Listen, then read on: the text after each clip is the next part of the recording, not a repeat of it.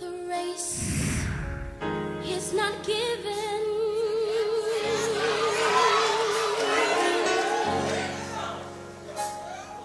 to the swift. Greetings, Grove family and friends, and welcome to GNN. This is the Grove News Network. As we continue to present in 2021 virtual online worship service, we pray you will be blessed by the Grove experience. In the month of February, the Grove family is proud to celebrate our rich heritage and our Black history. We celebrate the dream of Martin Luther King Jr., the leadership of Harriet Tubman, the fight of Malcolm X, the poetry of Maya Angelou, the vision of Madam C.J. Walker, the words of Frederick Douglass, the mind of W.E.B. Du Bois, the fortitude of Thurgood Marshall, the determination of Rosa Parks, and many more renowned African Americans who struggled, marched, and died for our equality and freedom. Now you can live tweet with us during each Sunday virtual worship service. Follow the Grove Twitter page at The Grove ATL to live tweet with us. Also, you can follow us on our Facebook page, Greater Piney Grove Baptist Church, by liking our page so you can always be notified when various Grove services begin. Or you can watch all of our virtual worship services via Greater Piney Grove Baptist Church YouTube channel. To watch our virtual services on the Grove's YouTube page, simply go to YouTube, search Greater Piney Grove Baptist Church, and subscribe to our YouTube channel to get notifications for all of our virtual worship services. Grove members, we have an urgent and special message from our senior pastor and the Grove's executive leadership concerning our first quarterly vision and business meeting in 2021, which is scheduled on Tuesday, February 9th at 7 p.m. During this virtual meeting, our senior pastor will teach the first lesson of our quarterly Bible study on the book of Hebrews. You don't want to miss this Bible study taught by our senior pastor. Please note, due to COVID-19, we are unable to safely have an in-person quarterly vision and business meeting. To make sure that the business of the Grove is taken care of during these trying times, our first quarterly vision and business meeting will be virtual. We encourage all members to take part in this virtual meeting by registering for the meeting via email request to vbmeeting@greaterpineygrove.org. Once confirmed as a Grove member, you will receive an email from the Grove's Microsoft Online team to complete your registration. The cutoff for registration will be Tuesday, February 2nd. If you have any questions about the Vision and Business virtual meeting, please email vbmeeting@greaterpineygrove.org. Note, if you registered previously, received, or already have a Microsoft Office 365 email address, you don't need to register again. All registered members will receive an email invite to the meeting. We thank you and we hope you will be able to participate in the quarterly Vision and Business virtual meeting. Good news, Grove family! The Christian Education Ministry will begin our 2021 noonday virtual Bible study on Tuesday, February 9th at 12 p.m. This quarter, we will study the book of Hebrews, a 19-week study by Navigators Life Changers. The study of Hebrews will challenge each by how to live a wholehearted life in becoming Christ-like through God's purpose and God's plan for your life. You don't want to miss this virtual Bible study lesson starting on February 9th. For more information about our virtual Bible study, feel free to contact our Christian Education Director, Pastor Jacqueline Johnson, via email. In addition, the Christian Education offers the Grove's Young Adult Zoom 7-weekly virtual Bible study discussion starting on Tuesday, February 9th at 7 p.m. The weekly topic will be Christians in Politics. Should Christians engage in politics? Taught and led by Reverend Justin Giboney, Esquire. Registration is required. To register, visit our social media for registration link or contact Pastor Richard via email. After registering, you will receive an email confirmation containing information about joining the meeting. Greetings, Grove family and friends. The Grove Community Development Center, CDC, needs volunteers to assist with our first mobile food pantry of 2021 on Saturday, February 13th at 1 p.m. in the Grove's parking lot. We are preparing to serve up to 350 families.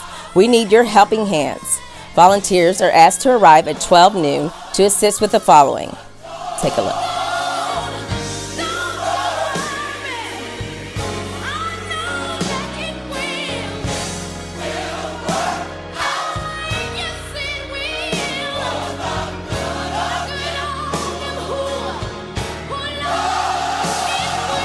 This is a great community service opportunity for high school students, fraternities and sororities, and other community-minded organizations. Letters verifying service will be made available. Please dress accordingly. We will be outside and practicing social distancing. Masks and gloves is a must and will be provided. We need at least 35 volunteers to handle this project efficiently. For more information about our first mobile food pantry and how to volunteer, feel free to contact our mission pastor, Shianti Harris, via email. Next Sunday, we celebrate our annual Missions and Evangelism Virtual Sunday under the leadership of Pastor Shianti Harris, our Mission Pillar Pastor, and Pastor Herman Haynes, our Evangelism Pillar Pastor. Also on next Sunday, join us at 3 p.m. on the Grove's website, Facebook page, and YouTube channel as we rebroadcast a past service from our annual General Mission Service with our guest preacher and church, Reverend Dr. R.L. White, Senior Pastor of Mount Ephraim Baptist Church. A special request from our senior pastor. The senior pastor wants to make sure we have an updated headshot of either you or a picture of your family in our church database system so we can continue to stay connected to you in 2021, the year of connectivity. The senior pastor is asking each member to send individual headshots of you or your family to our church clerk, Joanne Simmons, via email by Sunday, February 28th. The senior pastor thanks you and your family in advance. As we approach tax season, the Grove's business office wants to remind Grove members your 2020 contribution statements are available for electronic download via Access ACS. For members with email addresses, instructions have been emailed to you to obtain your statements.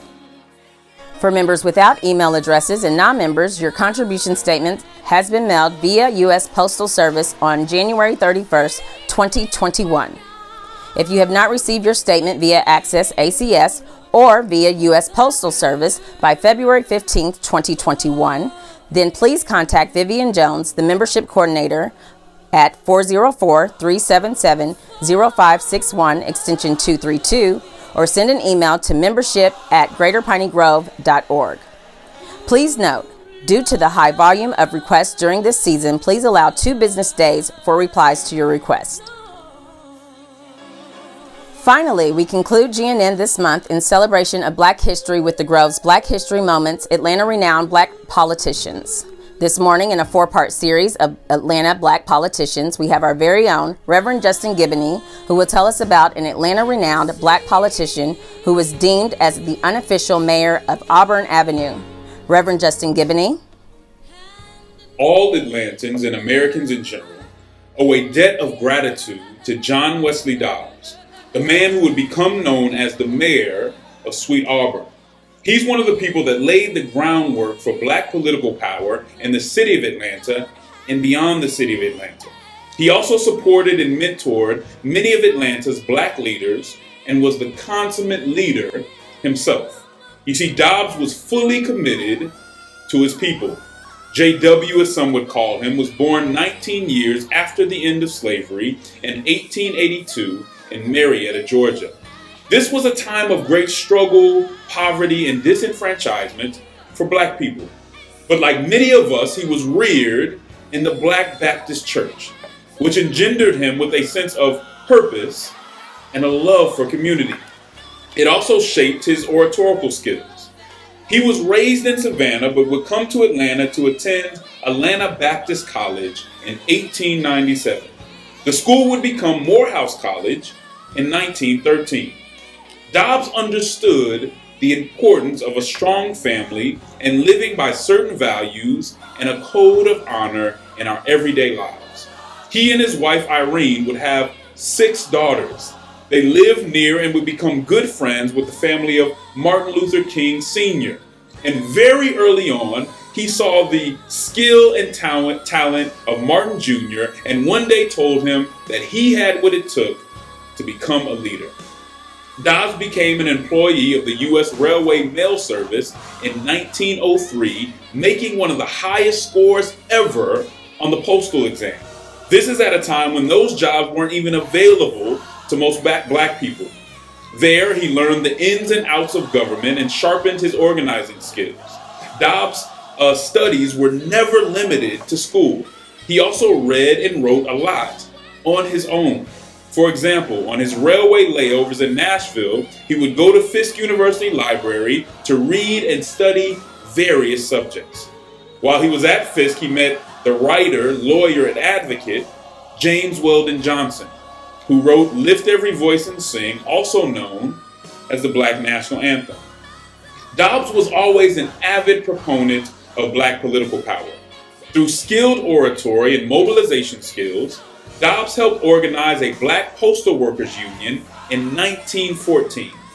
In 1936, he helped take Atlanta's black voting population from 600 registered voters to 10,000 registered black voters. Through the political capital Dobbs had developed in our community, he convinced Mayor William Hartsfield to add black officers to the Atlanta police force.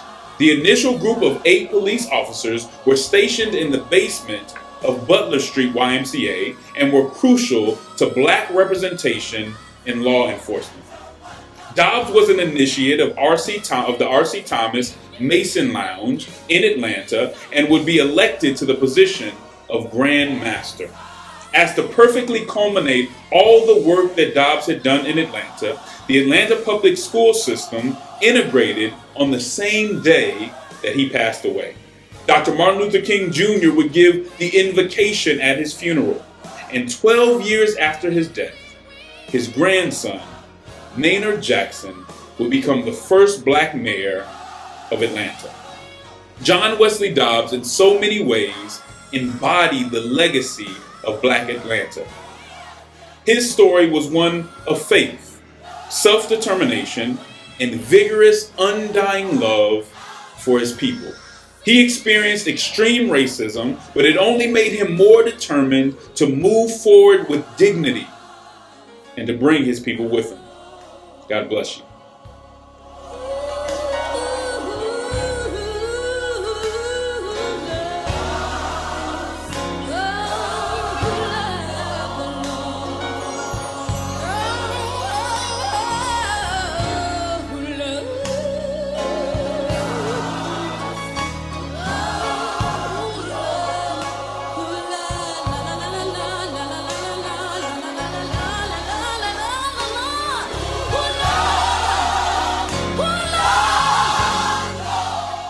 I'm Candace Pendergrass. We pray again you have a blessed week. Be blessed, Grove family and friends.